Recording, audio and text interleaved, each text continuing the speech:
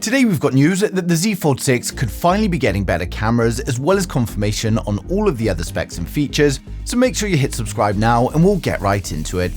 So first up, Google has finally launched the Find My network, and this is going to help you recover your lost mobile devices, and it uses Bluetooth to ping nearby phones as well as other devices, and this means even if the phone's got no signal or data, it can still be located, and it also supports third-party trackers. But what's even better is that Google are now working on a powered-off Finder API, and this means even if the phone is switched off by the person who's found it, it can still be located. But unfortunately, not all phones are going to support this new power-off API, but it's very likely that the Z Fold 6, given its release date, will. And while we hope that we never lose our phones, it certainly makes it that little bit easier to get it back if it's been lost or stolen, so it's great to have the extra protection. And another great form of protection is with today's video sponsor, famisafe. With technology advancing, it's great that kids have access to so much information online, but unfortunately, that also brings with it new dangers of them doing or seeing things that you don't want them to. But thankfully, today's video sponsor, famisafe, is here to protect them.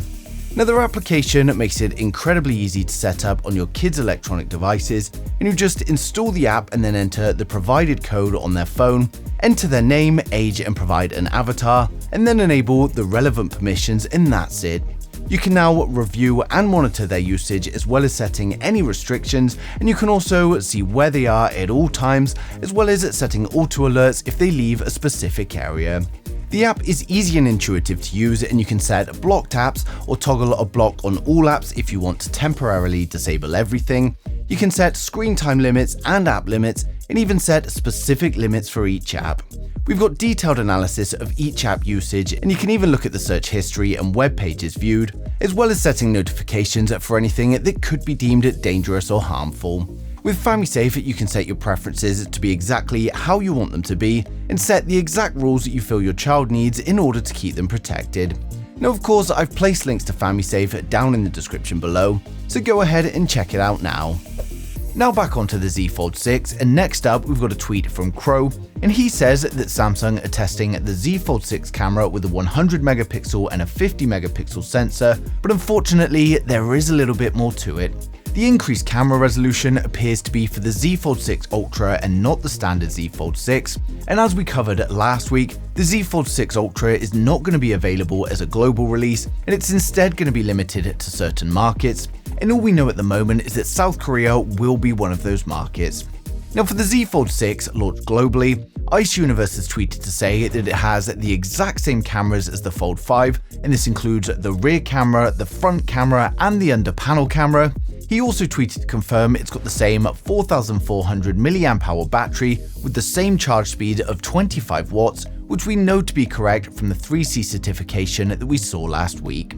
Now, Ice Universe also tweeted an image of the Z Fold 6 prototype, and this shows us exactly what we're expecting. It's a similar device but with a wider form factor when folded, and he's also tweeted to say that it's going to have 5.6mm of thickness when folded, and it's going to weigh 239 grams, and this means it's thinner and lighter than the Fold 5, which was 6.1mm thick when folded and 253 grams.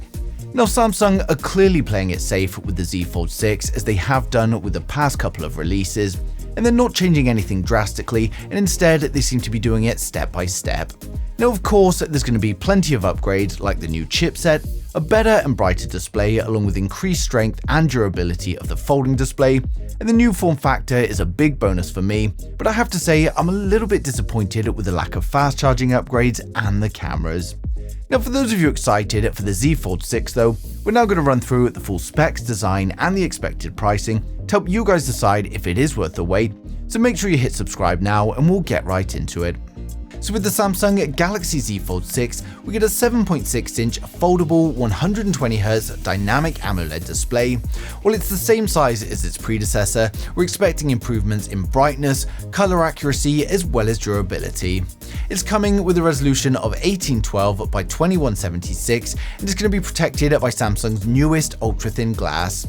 Now there's also going to be less visible creasing in the center of the new foldable display, as well as water and dust resistance.